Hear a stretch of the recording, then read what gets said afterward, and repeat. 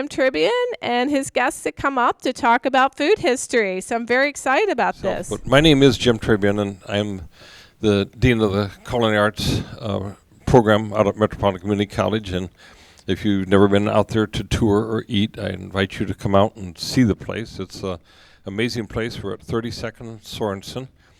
If you get to 32nd and Sorensen, you won't have to ask where the building is.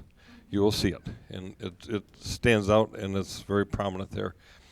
I also am, I say culinary arts, but also we have the hospitality program as part of the Institute for Culinary Arts. It's about a 2-year-old, 2.5-year-old program that teams very closely with culinary arts, but culinary arts is more the back of the house, hospitality is more the front of the house, working with people. And then we have another thing that is in my area, that's horticulture. And you think, we found no other school in the United States that has horticulture and culinary arts together. And it kind of goes back to growing food and cooking food and serving food to people, and we're moving a lot in that direction, where we have some pretty good sized gardens, and we're going to have more gardens pretty soon, and someday we're going to have viniculture, grow grapes and make wine and teach how to do that, but that's down the road a ways, so I hope everybody's had a little chance to look at some of the menus around the room. If you haven't, please do it, because there's so much history there. There's so many things, and when you look at some of these and you see the prices, and it says, hot beef lunch, 15 cents. And then there's a line drawn through it, and it says 20 cents. I mean, they raise it 30%, in one day, and I'm sure that what a shock to people is how can you raise the price that much, and I'm thinking, how do they ever make money, But I started out in the industry. I grew up on a farm south of Milford, Iowa. Milford, Iowa is right south of Lake Okoboji up in Iowa. If you've never been to Lake Okoboji, go there. And so it's a fantastic lake. And the kids around the lake always had to have a summer job at the lake, and so I started cooking at age 15 in a restaurant. Well, cooking would be a stretch. I made chocolate malts, breaded onion rings, and once in a while they let me cook a hamburger, and that was about it. And but I did that for a few years, and then I started cooking in a steakhouse up by the lake, and then I went away to college, and I got a degree in mathematics. And then I moved to Omaha after college and a little stint in the Army, and I thought, what am I going to do in Omaha? Well, I'm going to go get a job, say, Mutual Omaha, working my degree in math. And one day I came here and I worked for Boys Town, because I'd worked for Boys Town up at the lake too. They have a summer camp for the kids. And I found myself, when I went out to look for a job in the field of math, kind of sad, because I loved my job. And I loved to go to work every day. By that time, I was working for a hotel here in Omaha, and I thought, what is this? You go to work at 6 in the morning, you get off at 11 o'clock at night, and you're on your feet all day, and it's hot and dirty and sweaty. There was no air-conditioned kitchens, and I love it. And all of the people around me loved it, And now we tell students out at the college, if you don't love it, you can't survive in the food industry, because, people say, why do you want to do that? I mean, we've got to work all of the holidays and all of that. But all these older chefs that I knew, and all the restaurant managers and people like Tom, everybody just loved what they were doing. They loved what they were doing. They loved to talk to people. It's a passion thing about working in a restaurant. And so one day a headhunter told me, well, Jim, you're going to have to take a cut in pay, but we can get you a job in the mathematics. And I said, that's sad. Why am I going to go do a job that I don't want to do, to make less money than I do? Because everybody says you can't make money in food service.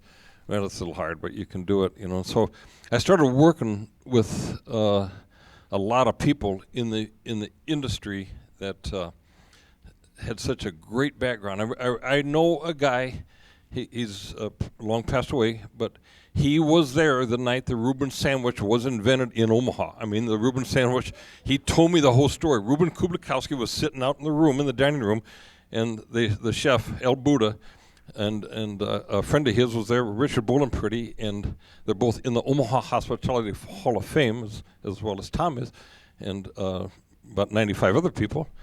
No, about 105 other people. And so the sandwich was here. I mean, I have it firsthand, so that's, what else do you need? But the other thing, when I came to Omaha, people said, well, it's a steakhouse town, And, it is a steakhouse town, and it's a good steakhouse town. I mean, the livestock market was here, and you can still get some of the best steaks in this town at places like Anthony's and Johnny's in South Omaha, and Casio's, and so many places. And but by the year 2000 something, well, even in the 90s, the whole industry started to change a lot. And now we're such a diversified, there's so many different types of restaurants, to go to. I would say there's nothing you can't find in Omaha as you could in any other city in the country.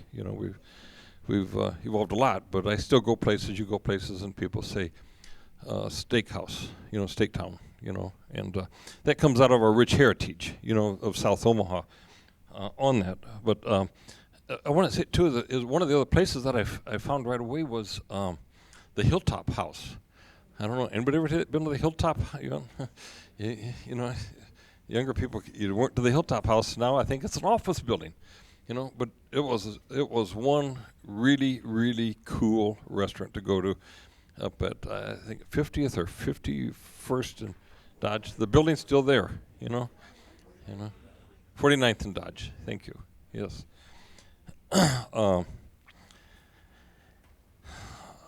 Also, some of the other things that I found out early is there was a place downtown, and Tom might know more about this than I do, but Northrop Jones down there, people told me that if you were in politics or wanted to be in politics, you better show up at Northrop Jones and talk to people.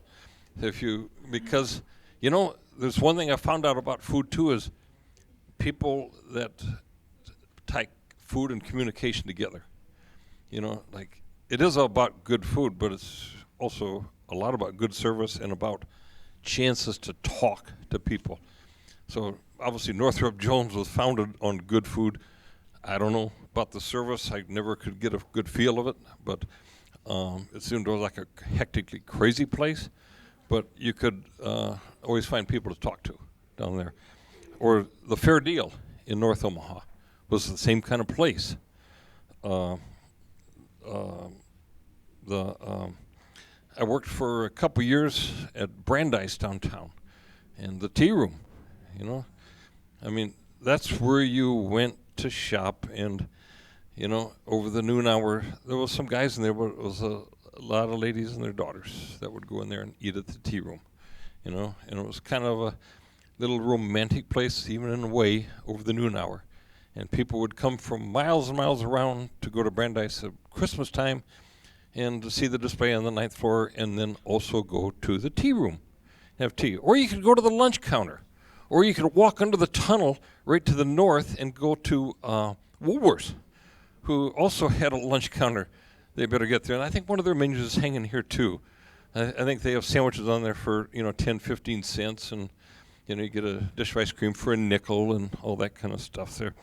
So some of that fantastic history that goes back. Reuben Kublikowski, and I'm not saying that right, probably Tom, but he had a son named Artie, and Artie was very instrumental in developing what we called the NAMP standards. They're the standards that determine how beef is sold, and give a certain degree of consistency. They're used widely all around the country and have been for 50, 60 years. So anyway, I'm talking way too much here, and I want to let Tom give a little bit of how he got into this food service industry and how he ended up doing what he is now doing. Besides, he tells me semi-retired, but every time I go there, he's working. So, Tom? Anyway, I started actually working part-time in 1953 when I was going to Omaha University. I went there for a year and a half and run out of money, and my folks didn't have money, so I volunteered for the draft in 54, October, to go in February of 55, and in November, President Eisenhower, to get the GI Bill, and in November, President Eisenhower said, no more GI Bill. So you sign up, you still go to the Army. So I spent 2 years in the Army, and I got out, and I went to work with this same company I was working part-time for. Been in it ever since. 55 years, February. Sell restaurant equipment, supplies. Knew most of the owners of the old restaurants. Been around too damn long, I'm afraid. But I took a hiatus in 64 and opened a restaurant with Big Joe Norris, if you remember Big Joe's restaurant down in South Omaha, fish sandwiches. That was a drive-in. Yeah. We opened up Pizza Oven on 50th and L. And we opened up for about 2 weeks, and then they closed L Street. They told us they were going to keep it open, but they didn't. And a year and a half later, we went under. And I got back in this business and been in it ever since. Been very fortunate. I worked for some very good people. I worked for Pegler and Company till 1973. I had 6 kids, and they wouldn't let me make any money, so I went to work for Hockenberg's in 73. And I've been with them ever since. Things have changed a little bit with the company. When I started in 73, there were 3 brothers. I had a store in Omaha, Des Moines, and Davenport. And in 79, the 3 brothers had 2 sons amongst them. They didn't want the business, so they sold it to a 40-year-old, very sharp CPA.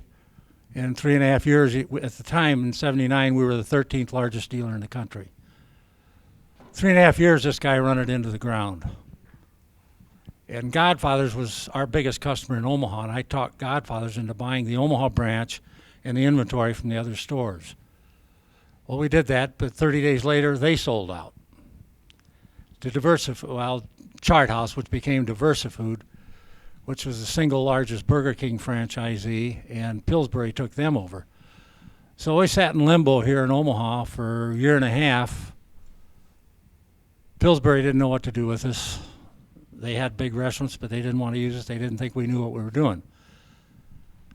So I had 2 friends that really helped me. I didn't have any money, but my friends helped me, and we made some offers to them. They just kept turning it down. So in 85, I came back from a convention, told them I wanted an answer, and I called them up, and they says, no, we're going to analyze the company again.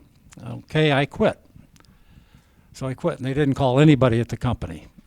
A week later, I had my son and another gal that works there quit. Then they called and said, let's talk. So we went up there in October to Pillsbury building in Minneapolis.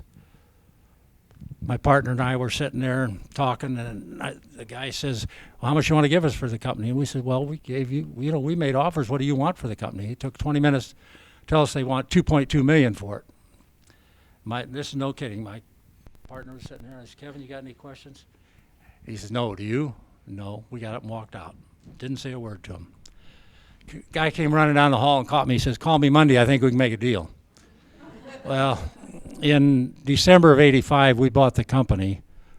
And thank God, my friends, we made a deal that once the company became profitable, I could buy them back out, and I'd own the company.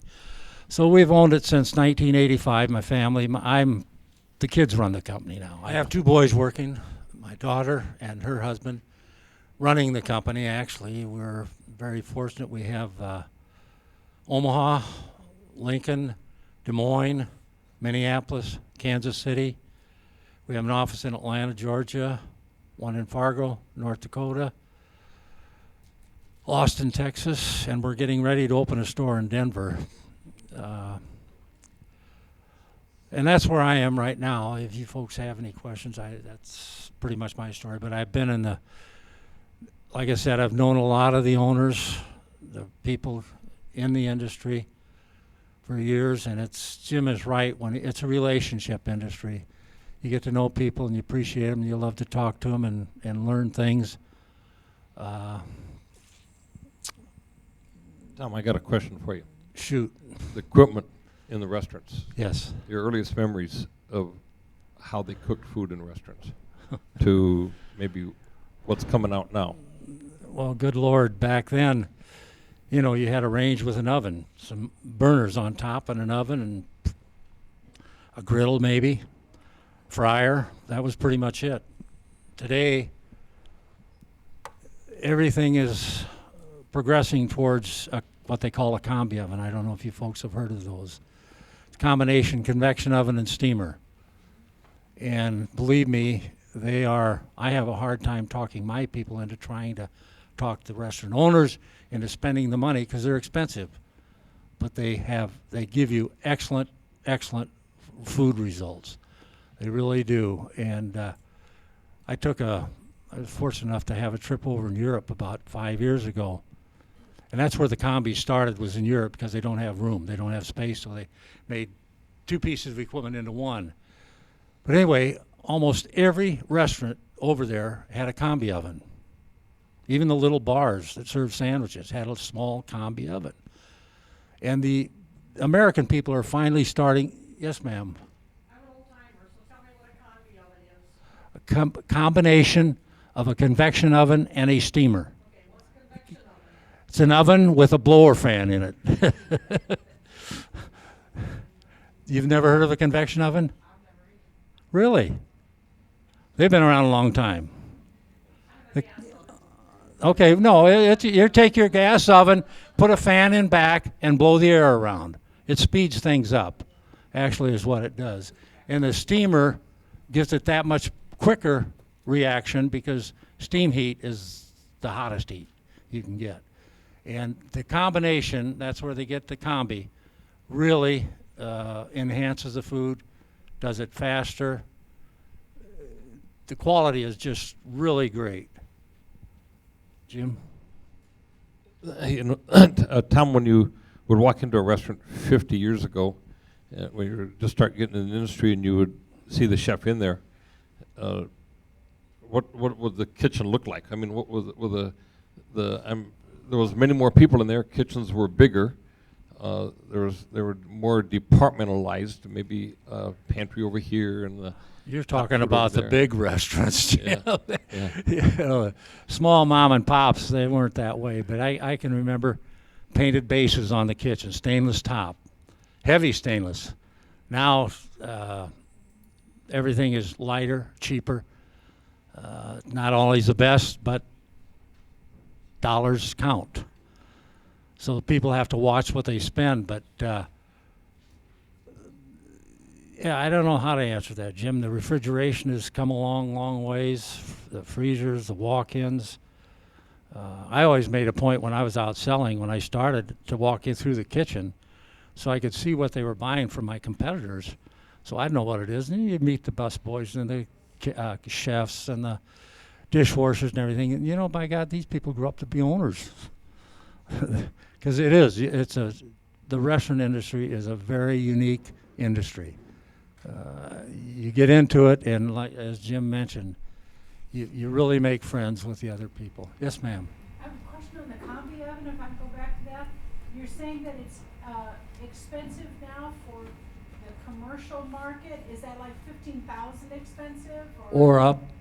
Or up. Or up. So you don't see that as coming down to the average everyday household.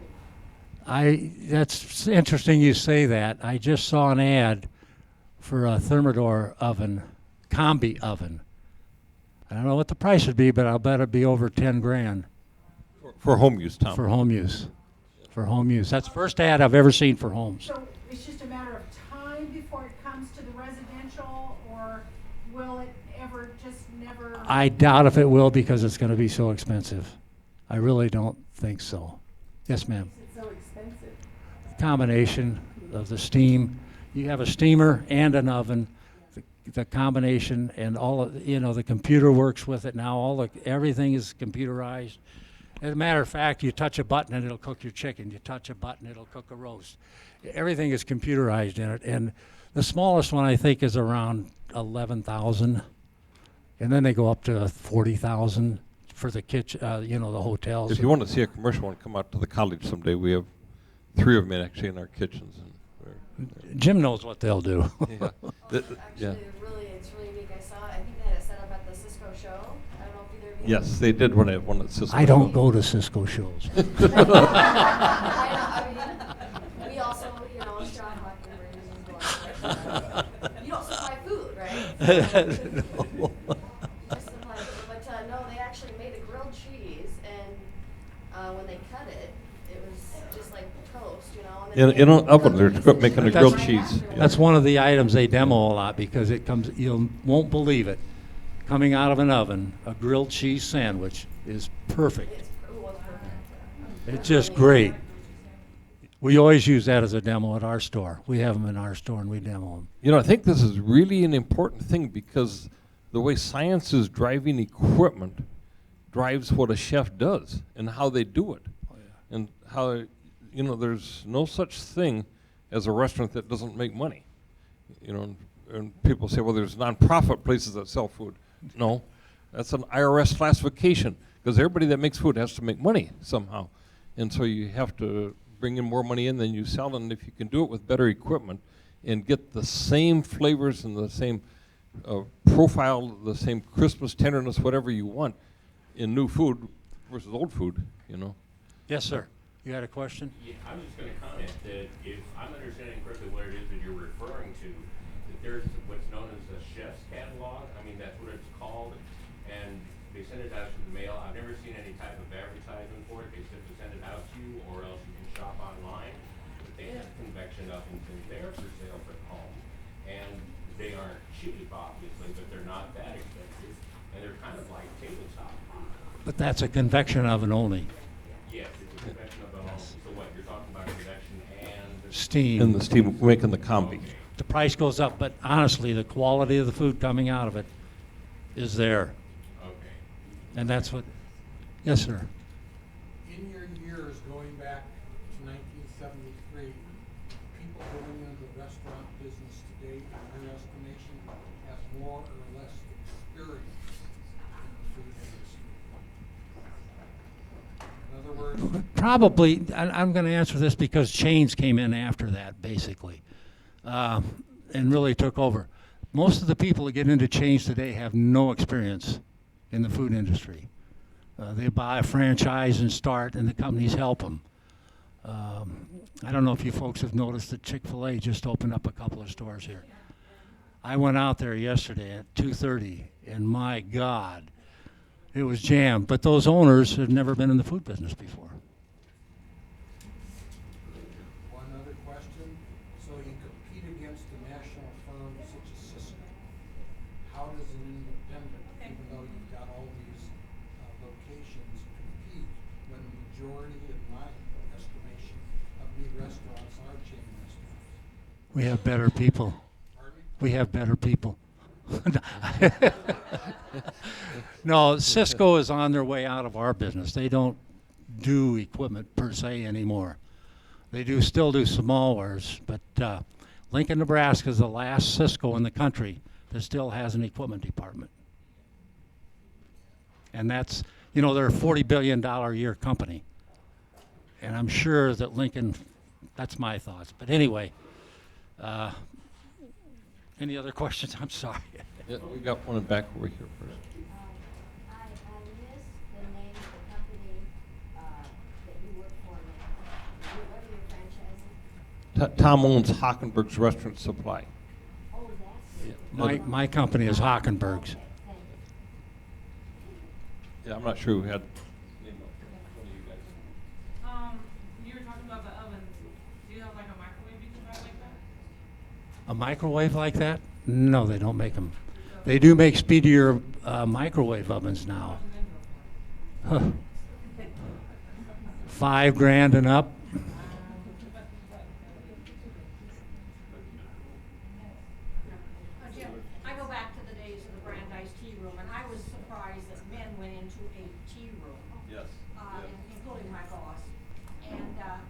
mother worked there as a waitress. I found out that they served martinis in teacups or coffee cups. I don't know anything about that. Secondly, I know that there's an online computer kind of program where you can go look at restaurants, but I wish that you would put out a book, because I'm a book kind of person. I would love to have a book with pictures and stories about the old restaurants in Omaha, because periodically I'm trying to rack my brain. What was that restaurant that used to be up on 29th and Leavenworth? And I would love to have you guys put out a book. You know so Well, much about the you old know, there's restaurants. 2 food writers sitting up here in the front row, and maybe more, so. My sister used to work at Brandeis too, and I used to shop there a little bit. And Yeah. I used to work there too. Did you? What year? 93, Yeah. and I was washing the Yeah. table. Wow. Yes. Would you all wander through some of the restaurant history, like the Mitchells own the Golden Apple, and they also own, and I can't remember the name of it, the French restaurant, which it was. Golden Apple. That was the. What was the one that was? They had another, before they opened the Golden Apple, they had a little French restaurant with a great chef that went on to do other restaurants. Where was that at? It was on Center Street. Jack Churchill? Oh, Jack Jack Churchill. Churchill. worked Jack their Churchill. first restaurant, right. What, Versailles, I think he It called was. it. Yes. Yeah. I mean, just kind of wandered through. That's it. hard to pull up those old names. Yeah. Right. Jack Churchill, yes. Versailles, Les Versailles. That was probably one of the most famous restaurants in town for its time, Tom, would Each you say? time, But it was Jack had quite a following. He was a good food person. And Dixie Kitchen, what was the name of the wonderful restaurant downtown? The Virginia Cafe? No, Yeah. it was a wonderful 19th steak. and 19th and Farnham, where Big the Wells steak. Fargo was driving right Wow. Colony Club? now. Colony Club. Colony Club is sitting right there, right off the corner. Yeah. Wow, that's going way back. Jim, next time we need this book. We do need the book. There's a book called Toast to Omaha. Yes, ma'am. Omaha, is it over there? I Yeah, think check it out. new restaurants by But using that this, has a lot make of it little restaurants. a year and a half. I mean, that's a true test. Is the market in Omaha stronger than that? For independent restaurants? Yes, for new restaurants coming in. You know, one of the statistics nationwide is that the chain restaurants are growing much faster than independent restaurants. But independent restaurants are still opening up across the country, and because Omaha's economy is a little bit stronger than most of the country, we're seeing more in Omaha, and we're, I believe, right now currently seeing a higher survival rate for new restaurants. But they're short-lived, and you know, like it's really even hard to get a government-backed loan to open up a restaurant. You can get about any business, but not a restaurant right now, because it's real hard, you know. And of course, Tom said that's one of the big changes in the food industry in Omaha. You know, say in the 60s and 70s, there was no chains here. Probably maybe a McDonald's It or wasn't something. until the late 70s, mid 70s. Well, Godfather's was our big customer, and I put the very first store in the 99th and Q. And they got up to over, in 83, when they sold out 900 stores around the country. And we did from Omaha over 800 of those stores. So the chains really started moving in the 70s and taking over. Omaha's a vibrant restaurant town. It is very much. We still have a lot of independents, but little by little, the chains are taking over. Yes, ma'am. Why do I think that is? Probably money, advertising. You can go any place in the country and you should get consistent food, you know, and people travel a lot now. Sad to say. So do you think that that's the palate of the consumer? So like if you get advertising, they're going to promote their business and that kind of thing, but why does the consumer? I'll take a stab at that one. Okay. maybe sometimes consumers' tastes, this sounds a little bit bad, but I firmly believe it, is consumers' tastes have been dumbed down a little bit, you know? And necessarily people don't cook at home, and so maybe people don't understand good food sometimes, and so they're more after consistent than they are good. Now, there's some fantastically good chain restaurants, you know, but if people don't understand good food, how do they judge it on? So, you know, I remember when I was a kid and we'd travel a little bit and we would stop on the roads at a truck stop because my dad'd say, well, we know what we can get there. It'll be consistent, you know. It was usually heavy food, you know, chicken fried steaks and mashed potatoes with a lot of gravy on them and all that kind of stuff. But it was always consistent, you know, and you figured it was clean kitchens and all of that kind of stuff. You know, so, yeah, you know, and plus, you know, they can standardize it. You don't have to hire a high-priced chef in a chain restaurant necessarily, and because everything is cranked out the same, and a lot of it's made back in the plant someplace, and They just have to be trained properly. Yep. So, yeah. You know, I'm not saying not to patronize chain restaurants. I'm just saying patronize your local restaurant. Yes, sir. That's one thing. Since you're wandering a little bit, what about the Cafe Perry down in Little Italy? What kind of how good of a restaurant was that? I never went there. He wasn't a customer of ours. I couldn't sell him, so I don't know. I had a lot of friends that went there. I can't really honestly answer that. I can say I did go down there and eat a number of times, and I always enjoyed the food, and but I always was fascinated with the service. The service was impeccable. You never had anybody ask you if you wanted your water glass refilled. They filled your water glass when it got empty. You know, if you took a bite out of your dinner roll and a crumb dropped on the table, that crumb wasn't there 2 seconds later, but they weren't in your way, you know. And that was people that really understood service and knew how to give fantastically good service. I loved that place. I wish they would have closed, you know. I never went, like I said. You know, but I liked Dixie Fried Chicken too, so. Yeah. You know. Yeah. Yes, ma'am. It was a very special place to go to for a very special event. That's what you went to the cafe. Katy Perry, yes, yes. That's right. Yes, sir. I'd like to say that I'm really impressed with your city and the plethora of restaurants. I haven't had a chance to sample too many this year. How can we get some of these moved to Atlanta? Because you have too many. Thank you. I think we do. You know, I used to work for a guy that lives in Atlanta now, Herman Cain. He was my boss at one time. Yes, ma'am. What do you think about the food chains these days? Do you think they're doing good or not? Food chains? Change, you know, the food, like down for, you know. Sure, they're doing good. They Making keep a lot of money, growing. you know, yeah. They keep growing. Good time for one more. Go ahead. What I was gonna ask is if they would touch on the collection of menus, and I know that you all are. We're starting to collect some menus, just local ones, like you all have like the amazing vintage menus, but why don't we need to start taking and collecting the menus from now? So if any Yeah. of you all out there, please like collect them and send them to us. If you run across old menus too, is bring them down to the library or call us up at the Culinary Institute and we'll get them. I don't know if there's other food writers, but I know there's two here. And if you guys would just get up and introduce yourselves, that would make me feel good. I'm sorry. And maybe say a little bit about history too. Oh, okay. I'm Oliver Pollock. I just retired from. You gotta take my phone.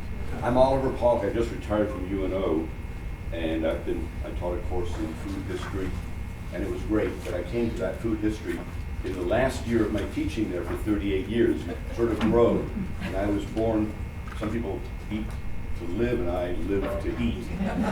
I ate in the boiler room. show it. I ate in the boiler room last night, and I'm doing a review, and I call the boiler room the new French Cafe de Paris. And then we compared what type of food came from there. And I write for the Jewish press. I've got museum exhibitions going up on cookbooks. Right now I'm doing food and faith, 60 years of Iowa Jewish cookbooks. And you wouldn't believe it, with 6,000 people, there are 20 Jewish cookbooks from Iowa. Nebraska has about 22 Jewish cookbooks. And if you get me a glass case, I'll do the exhibit to you. Anyway, I love food. I'm going to eat at the Boiler Room again on Thursday night. There's a wine tasting. And it's my birthday. and last night was my birthday as well. So go to these restaurants. You don't have to go for a special occasion, but when you leave there, you realize it was a special occasion. But thank you for the mic. Well, no. Thank you. That's fantastic.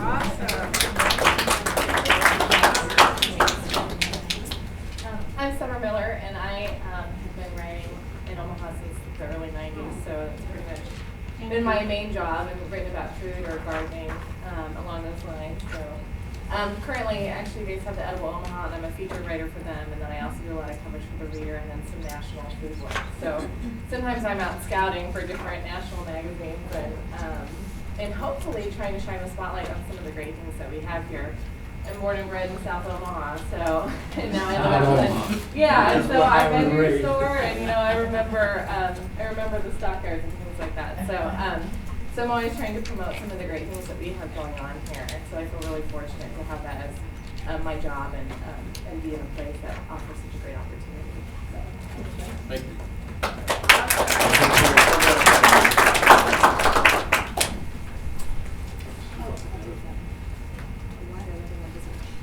Awesome. Thank you guys so much for being here. We really appreciate it. We love your knowledge.